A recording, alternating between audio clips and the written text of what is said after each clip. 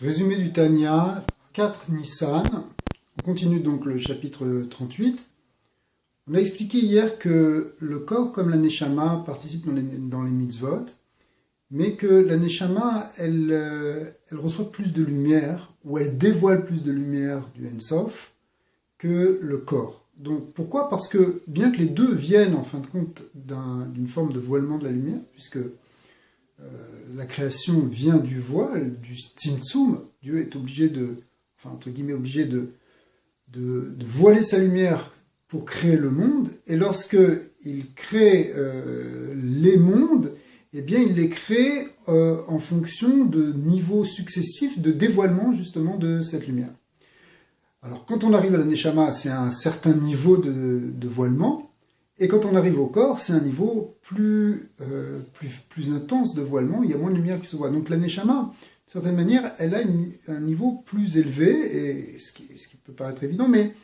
d'un autre côté, on a vu que les mitzvot ont besoin de l'action physique, même les mitzvot qu'on fait par la parole, c'est une forme d'action, plus encore que de l'intention. Alors, ce qu'on va voir maintenant dans les cours qui viennent, c'est que même si on dit ça, la valeur de la kavana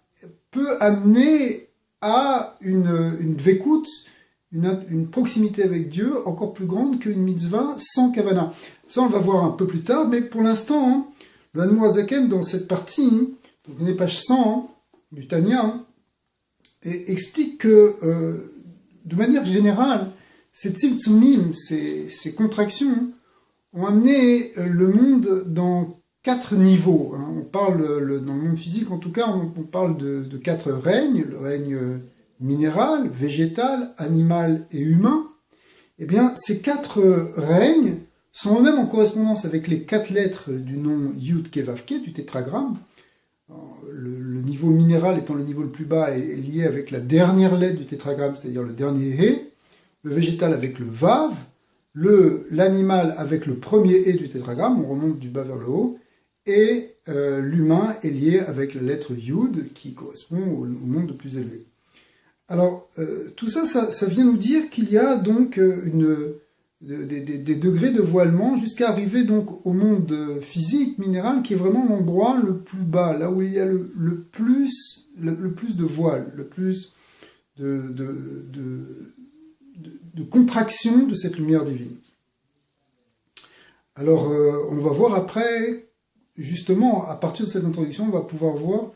quelle différence il y a entre des mitzvot qui sont accomplis uniquement au niveau physique, au niveau qui correspond à ce niveau minéral en quelque sorte,